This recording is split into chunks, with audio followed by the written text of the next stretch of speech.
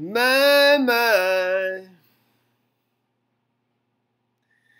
Rock and roll can never die. There's more to the picture than meets the eye. Hey, hey, my.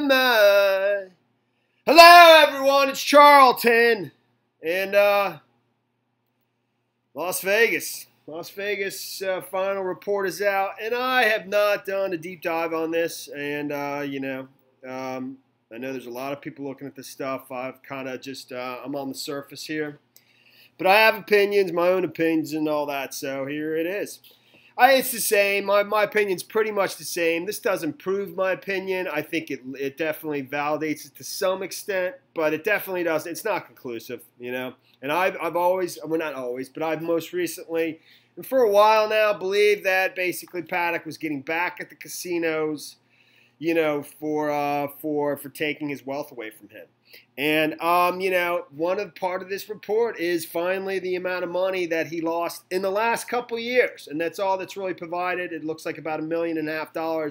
So his accounts went from like 2.1 million down to almost like 500,000. I think he spent 100,000 on weapons and stuff. So, but we don't know what happened prior to, I think it was prior to 2015. And we just don't know how much he was worth, exactly what his real estate holdings were throughout his life leading up to this. I think he owned just the 2 homes prior to the incident, in Mesquite, Texas, Mesquite, Nevada, and Reno, Nevada. There is a Mesquite, Texas, but he owned a home in Reno and Mesquite, Nevada, both. Those are the 2 real estate holdings that I think, according to Zillow, according to the LA Times here, basically totaled to about $800,000. And they were speculating, this is from before, this is previously, about what his net worth was, and it says they were trying to determine that. And the attorneys for the victims, they understood that they weren't going to be able to recover much from his estate because they didn't expect it to be that large, even if he was whatever. The size of the lawsuits that we're going to be learning about are going to be massive, into the hundreds of millions of dollars, and some estimates put it up to $1 billion, and that's what I think this has all been about. But it's interesting that all this time, almost a year later, we're finally learning a little bit about how much money he lost, and did that cause him? It's not that much money in relative terms, $1.5 million. Would that cause somebody to to do what he did? I agree that that's not totally conclusive, but you have to ask yourself, had it been the other way around, had it been that he had made $1.5 million and his account was $3 million instead of down to 500,000 and on its way to being, basically he couldn't do what he was doing anymore. The way he was supposedly a professional gambler, betting, as I understand it, $100,000 or more, hundreds of thousands of dollars in a single night, night after night. He basically was at the point where he could be blown out completely. One bad night and he's done. So it seemed like he was, financially, his whole existence, that he had been, it was over. So, and like I said, if things were in the opposite, if he had basically made $1.5 million in the casinos over the last, 2 years, and his account was, $3.4 million instead of down to 500,000, do you think this would have happened? That's a valid question, I would say. But again, the timing, that all this time, and believe me, this was known within days, they have records of these things, not just at the banks, but at the casinos. They know, the accounts of their big high rollers. Come on. So, but, it says here, the financial forensic expert said he had no idea what the totals might be, talking about his estate. But John Cahill, public administrator for Clark County, said he'd be surprised if it added up to more than $1 million. Earlier estimates has gone as high as $5 million, but Alice Denton, the lawyer who sought the appointment of Birch, said the probability that probably was the outer limit. That $5 million, I don't know where that comes from exactly. I know he sold the huge property in Texas for that amount, and his wife, his ex-wife, was on that property as well as his brother, so they shared in some of the proceeds of that sale. I don't want to belabor this too much, but again, we don't know how much, where did all the money go? Why was his bank accounts to $2 million if, based on some of his properties that he had previously in his life, large, 20-unit properties, 30-unit properties in California, I think outside of LA, as well as this very large property in Texas, and he was buying some and rolling it over into others. In fact, that's why I think his ex-wife remained on the property in, I forget the name, the town in Texas, the large, I can't even remember how many units it was. It was a big property that he sold for $5 million.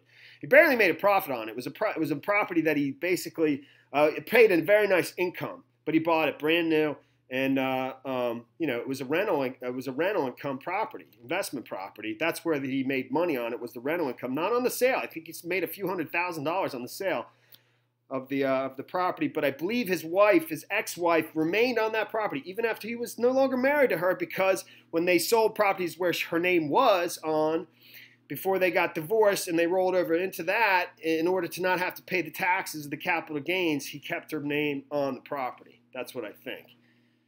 Man, let me stop, because I just wasted so much time. I'm not going to stop you. If you want to listen, it's cool. If you don't, I understand.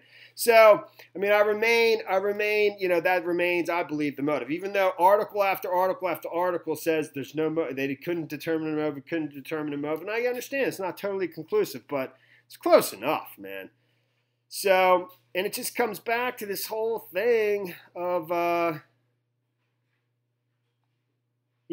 they, where MGM tried to basically label this as terrorism. And this was most recent, but, it almost makes me think, that, well, I'm not even going to go there. Officials have said that the attack had no link to terrorism, but hotel owner MGM Resorts International has invoked a federal law enacted after September 11th terror attacks. The company sued hundreds of survivors of families of slain victims, asking federal courts to qualify the shooting as an act of terrorism and declare that the company has no liability. So basically, by labeling it an act of terror, it limits their liability dramatically. And basically, that law, as I understand it, was enacted after September 11th because many insurance companies, they refused to insure a lot of these venues for terrorism insurance because the liabilities would be so massive, they wouldn't touch it. But in order to get the economy going, and get insurance companies to, in order to provide some kind of safety net for this, they basically we became the insurance company, the taxpayer, So, and that's what this, that's what would have happened if, I don't even know what the ruling was on that, I don't know if we've gotten one yet. But just to review, he had $2.1 million in his accounts, in his bank accounts, several bank accounts. A summary of 14 of Paddock's bank accounts, $2.1 million in September 2015. 2 years later, the amount had dropped to $530,000. He wasn't as successful in gambling as he was in previous years. Investigators said Paddock paid more than $600 to casinos and over $170,000 to credit card companies, and then he paid $95,000 for firearms. And there's other specifics to that, but I just want to keep going. I think you all know how I feel. The thing that I looked at probably more than anything else, I looked at the Locke report a little bit. And I watched Wego, a little bit of his live stream, which, by the way, I thought you did an amazing job in the live stream. I don't know if that's your very first one. That's not easy at all. And that's the future of YouTube. And I don't do it, and I want to do it. But you did a really, really good job of just moving that along and keeping it interesting. And, I'm telling you, that is the future. Everyone's going to be moving to that style of videos because it's the funnest, it's the most interesting, people get to participate and so on. You did a great job. So, but he was talking about the Locke report just a little bit, and he just brought it up right away and dived right into it. Totally awesome. But, it basically, to me, proves that nobody left that room after the incident. And at 9:35, 9:36, the deadbolt was locked on, was engaged on on 135. There's some back and forth, but that's him, in my opinion, putting the cart out into the hallway from 135. Then he goes back around to 134, you know, and eventually he deadbolts the lock there at I think 947. So 936 at 135 and 947 at 134. You know, and that's him basically going around to 134 to set up the cameras and stuff. But I think he wheeled it out the door of 135. You know, and he quickly quickly looked at some of the other stuff, but he wants to analyze it, and you know, I'm just not doing that. And I could absolutely be missing something because I'm just going kind of, you know, roughshod here. But there was some confusion where, you know, somebody uses a key card, it doesn't open, then somebody opens it from the inside. But 134 and 135 are separate. Those locker ports are separate. And what I believe is he had multiple key cards for both rooms. So, you know, it's like he might have been trying to use 134 on 135, and he had a bunch of bags in his hands, and it didn't work. So then he realized, oh, that's 134. I don't have 135, and he used it to open 134. Then goes out 134, goes to 135, and opens it from the inside and brings the bags in. I don't know that for a fact, but I know there's going to be. I mean, and those things are separate. So, and that just happened to be. But the other thing I was looking at was his internet searches, because I understand, and I get this again and again, where people say if he was just trying to get back at the casinos, why was he looking at, you know, Fenway Park? Why was he looking at Lollapalooza? And I already forget how to pronounce it. No, the beach in San Diego. I actually looked up the pronunciation. My wife knew the pronunciation. She told it to me, and I already forgot it. Damn. So, let me keep going.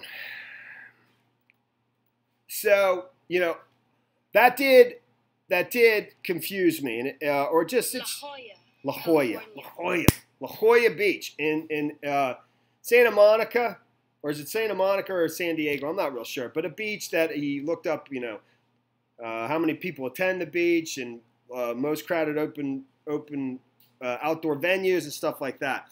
I have a theory on why he was doing some of that, and why did he go to the Ogden big time. You know, I mean, I think, you know, I don't know that, man, like I said, this doesn't conclusively prove that he was trying to get back to the casinos. Even that's what I think he was doing. And I think some of that was him, you know, researching it, but I also think he was testing a little bit. You know, basically putting out, he wanted to research, but he wanted to see if he researched a certain topic, would it draw any red flags from law enforcement?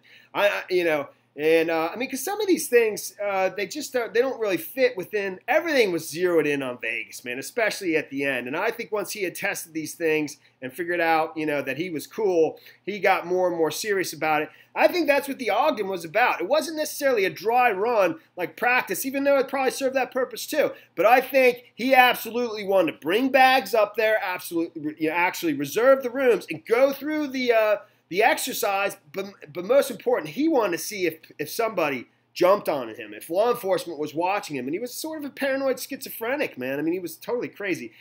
You know, no matter what. I mean, he's just sick, you know. So, I mean, who kills this many people over $1.5 million or for any reason? He was just sick, you know, a sick monster. So that's pretty much, you know, that's a big factor here, totally. You know, I don't know if I covered it all. There was other things. I mean, I had other ideas. I saw in the New York Daily News that they actually had, this is all in the report, but the report's massive, and I'm not reading it word for word, you know, but apparently Mary Lou Danley had told investigators that he didn't like Obama, you know, and he likes Trump, you know, and so, I mean, that got me thinking, well, why? Because this was Trump's people. The Route 91 Harvest Country Music Festival, those are huge Trump supporters, not just little. I mean, that is Trump's people, totally. And I'm a Trump person, so don't, you know, big time. But, you know, it said she told investigators Paddock wasn't intensely political, but expressed a dislike for Obama administration and was happy when President Trump was electing, according to the report. Paddock told her he believed President Trump would do something to stop illegal immigration, the report said. I mean, that definitely, you know, jumped out at me. And there's other things about they weren't intimate anymore and that he couldn't perform sexually, I think. That might even be in the headline here. was unable to perform, and sex exhausted him. So, but I started to think that maybe, and I think I'm overthinking this, that maybe he actually even chose, he knew about this law for terrorism, and that he chose the Route 91 Country Music Festival, because that's Trump's people, because, that way it definitely would not get labeled terrorism, because Trump was president. And it's well known that the dude running, MGM, the Mandalay Bay, is a Hillary supporter, man. I mean, it's very public, even though I think he's not a Hillary supporter. I think he's a registered Republican, but it's totally establishment, and I think he was named by Obama to be on some terrorism board, whatever. I think that's actually, that was just my own overthinking. I don't think that's the case. But I will say this, and I think I'll end with this. I looked at the Ogden. I was just checking it out. I mean, was that a better place to do this than here? Why? I think it's what I said. I think he went there. He ran a dry run, not to practice so much, but that served that purpose. But to see if somebody all of a sudden, descended on him, law enforcement saying, we got you, and it's just seeing if people were watching him. So, but if you, of all these places, whatever you search, and they were not the searches to La Jolla. I already forgot. It's La Jolla. La Jolla, Santa Monica, Fenway Park, Lollapalooza. It was just one search here, one search there, one. Vegas was the majority of the searches, and you just have to ask yourself: did he lose all his money or a lot of his money at all these other places? No, he lost it in the casinos. And where did he end up doing it? The casinos. I mean, to me, it's that's what it is, dude. And that's the end of this video. Let me do one there. Boom. Did I do this? I talked about that.